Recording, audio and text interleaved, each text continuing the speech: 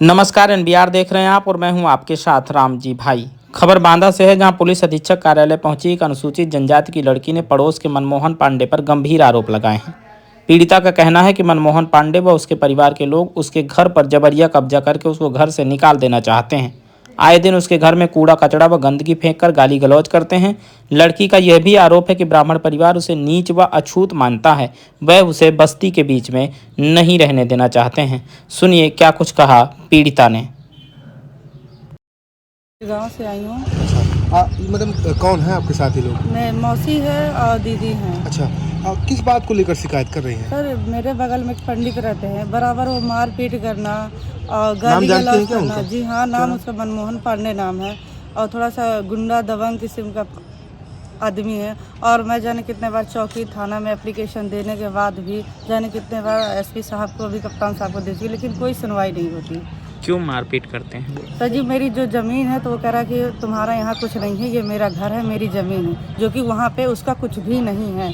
मेरे पिलर है, मेरा घर है, मैं वर्तमान में वहाँ रह रही हूँ, उसका वहाँ कुछ भी नहीं। इसके बावजूद अच्छा, भी आपने वो इसमें कह लिखा रहा है कि हमारे साथ मारपीट करना है, गाली छेड़ गलौज छाड़ी करना भी है, जाने कितने बार का, साथ 2-3 तेजाब बार डालने कर की चुका धमकी दे रहा है। है। और आज दिन गाली गलौज देना, मेरे घर में कट्टी फेंकना, कूड़ा कचरा फेंकना और कहना कि अगर तुम शिकायत करोगी, कहीं एप्लीकेशन देने जाओगी तो मैं तेजाब डाल के तुम्हारे मुँह में और तुम्हारी ज़िंदगी ख़राब कर दूंगी, तुम्हारी शादी तक ना कोई करेगा। अभी आपकी शादी नहीं हुई? जी नहीं। अच्छा, आप पुलिस अधीक्षक कार्यालय से आई हैं, आप जी, अधिकारियों से क्या चाहती हैं? अधिकारी से मैं ये चाहती हूँ कि उनको मुझे न्याय दिलाए और उनके प्रति मुकदमा लिखा जाए ताकि मुझे न्याय मिल आप सके। बिसंडा थाना या बिलगांव चौकी गई थी? बिल्कुल गई हूँ, लेकिन वो वहाँ पांडे जी आए हैं अभी चौकी इंचार्ज, वो बिल्कुल सुनवाई नहीं करते। बिना सोचे समझे अभी 17 जनवरी को मेरे घर गए और न कुछ पूछा। मेरे पूरे घर को, जो कि मेरी माता का पैर टूटा है, इसके बावजूद भी उसने सबके 107-16 कर दिया बिना किसी विवाद। उस दिन तो कोई विवाद ही नहीं था। आप लोगों का 107-16 में चालान कर दिया था जी पुलिस ने? जी। फिर क्या हुआ? फिर कुछ नहीं, फिर हम एसडीएम गए, फिर वहाँ से एडीएम साहब से बोले कि नहीं ऐसा नहीं है, फिर उन्होंने हाँ। दूसरी खबर भी बांदा से है, जहां कानपुर में तैनात आईटीबीपी के जवान ने अपनी 3 वर्षीय बेटी के साथ छेड़खानी का आरोप लगाया है। एसपी को दिए शिकायती पत्र में पीड़िता के पिता ने बताया कि उसकी पत्नी अपने मायके में रहती थी, जहां उसके मामा के लड़के ने उसके 3 वर्षीय बेटी के साथ छेड़खानी की है, जिसकी शिकायत बदौसा थाने में करने पर भी कोई कार्रवाई नहीं की गई है। आपको बता दें कि ये मामला बदौसा थाना क्षेत्र के एक गांव का है, जहां अपनी नाबालिग बेटी की ब्लीडिंग देखकर मां हैरान हो गई और घर वालों से बताकर न्याय पाने के लिए दर दर भटक रही है। सुनिए क्या कुछ कहा लड़की के पिता ने। सर, मैं राहुल देव और मतलब पैरामिलिट्री फोर्स में, उसे आईटीबीपी में कानपुर में पोस्टिंग है। मेरी वाइफ 1 साल से यहाँ मायके में अपने रानी से तुर रहा है, मेरी ससुराल। मेरी सास का नाम है रानी सरे, वाइफ ऑफ हरिशरण से भरे। वहाँ पे 1 साल से रह रही है, न माँ घर आने का नाम ले रही है, लेवाने जा रहे तो आ नहीं रही। मेरी बेटी भी इसके साथ में 3.5 साल से रह रही थी।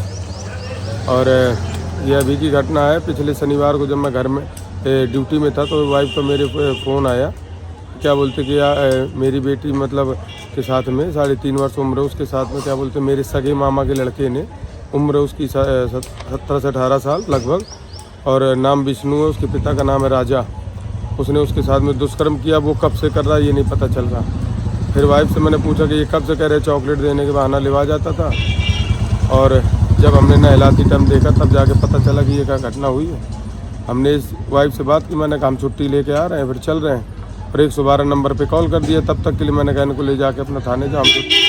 इनको ले गए। ले जाने के बाद वहाँ पे SHO अनिल साहू और मेरी सास क्या बोलते रानी देवी, उसका भाई, मेरी वाइफ का भाई पंकज से भरे, वह सन ऑफ श्री हरिशरण से भरे, और उनके मेरी सास का भाई राजा, जिसका लड़का है विष्णु। इन लोगों ने मतलब वहाँ पे आपसी सुलहनामा करवा के मतलब अनिल साहू ने दबाव बनाया कि क्या बोलते अगर मुकदमा लड़ोगे तो तुम्हें भटकना पड़ेगा, ये वो है। हमारे पास ऑन रिकॉर्डिंग इसका प्रूफ भी है कि हमारी वाइफ ने हमें बुलाया था, रो के बुलाया कि आप आओ, हम अकेले लड़ने लायक नहीं। जब हम आए तब तक मेरी सास ने और अनिल साहू ने पैसा ले दे के बयान पलटवा दिए। अब हम यहाँ 4 दिन से भटक रहे हैं। क्या चाहते हो? हम ही सिर्फ इतना चाहते कि मेरी लड़की का मेडिकल करवाया जाए, और मेडिकल में अगर कोई भी इंजरी आती है तो दोषियों के खिलाफ सख्त कार्रवाई की जाए। और हमें मजबूर किया जा रहा है, मतलब टॉर्चर किया जा रहा है जो अनिल साहू हम वहाँ पे एप्लीकेशन देने के हमारे साथ अभद्रतापूर्ण व्यवहार किया गया। और घर में बेटी को लेने गए कि मेडिकल करवाने के लिए, तो हमारे सास ने धक्का मार के बाहर निकाल दिया कि बेटी का अगर मेडिकल हो जाएगा तो सब फंस जाएंगे। ये सब एक षड्यंत्र के तहत हमारे तरीके से मतलब हमारी तरफ कार्रवाई की जा रही है और कुछ भी नहीं। हमें मजबूर किया जा रहा है। कप्तान साहब के पास अपर जो एसपी हैं वहाँ पे गए थे, तो उन्होंने जो वहाँ के SHO अनिल साहू से बात करने के बाद उन्होंने ये बताया कि CGM कोर्ट में बच्चे को पेश किया गया, तो जो बच्चों का कोर्ट होता है वहाँ पे हमारी वाइफ की माँ ने बयान दिए हैं कि मतलब यहाँ पे कोई घटना नहीं घटी है। और जबकि उसी दिन हमारे पास हमारी वाइफ फ़ोन करके बता रही कि क्या बोलते हमें को वहाँ पे लेके चलो। अब ये किसकी दबाव में किसकी उसे जो बयान पलटे गए हैं, हमारी लड़की के साथ में घटना हुई है। हम इसकी सिर्फ जांच चाहते और हमें मजबूर किया जा रहा है, टॉर्चर किया जा रहा है और कुछ नहीं।